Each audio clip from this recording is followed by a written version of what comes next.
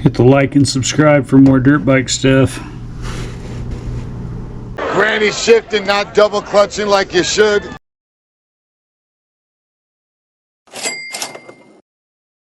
Is the Danger Boy starting to get a little too high on his own supply? And when I say high on his own supply, I don't mean that in a literal sense. That's more of like a metaphorically speaking. Is he getting a little too high on his own supply? Let's see who wants to sit next to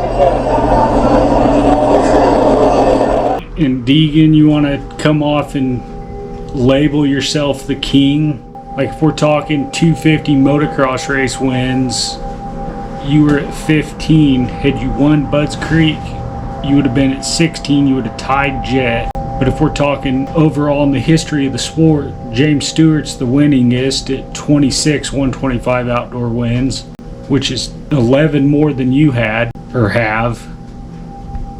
Carmichael at 25 and Mark the Bomber Barnett at 24. So to label yourself the kings, that's kind of crazy to me.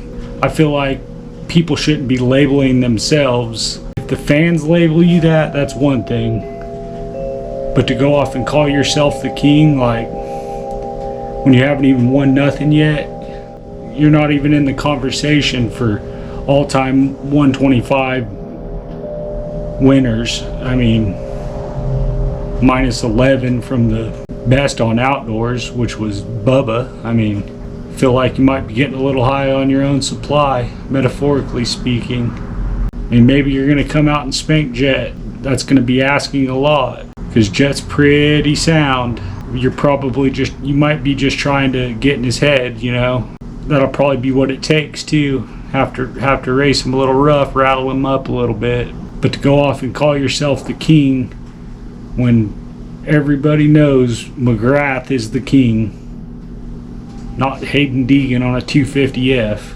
Got a long ways to go before you can start giving yourself that title. A lot of races to win still. Long ways to go. Me personally, I like when guys let their riding do the talking and just go out and win races. You're good, but you still haven't even raced a 450 yet.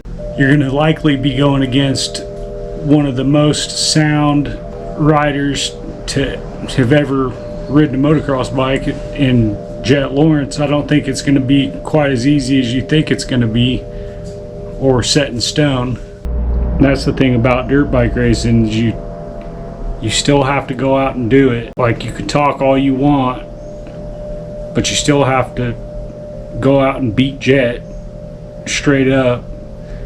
And like I said, I don't think that'll be as, I don't think it's definitely not going to come easy. You're definitely going to have to work for it. Because Jet's like technique, from a technique standpoint, he's pretty much as solid as they come. He's checking everything off the list. He's got starts, stamina, smoothness.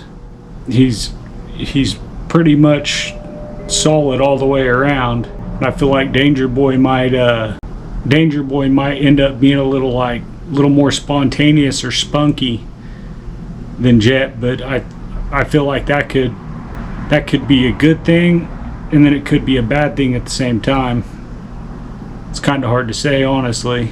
I just hope that Deegan doesn't end up being what Jeff Emming was for Jeremy McGrath, and the guy who finishes second all the time.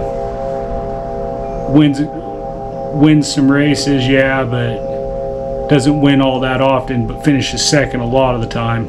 If that's the case, and that's what happens to Deegan's going to look like a jackass for sitting there talking all this trash the last year and a half, talking about how he's going to whoop up on Jet.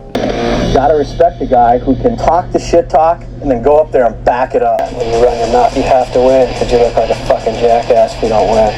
I sort of believe Deegan should just let his riding do the talking. I mean, I understand what he's doing. He's trying to get eyeballs on the sport, trying to build it up, which he's doing an excellent job. It's marketing or whatever. I'm no expert in marketing, anything like that. But I also know that I've never really been a fan of people who trash talk. Just go out there, let your ride and do the talking, and leave it at that. All this yip yapping and jaw jacking. I think it'll be fun to watch though. You can't handle the truth!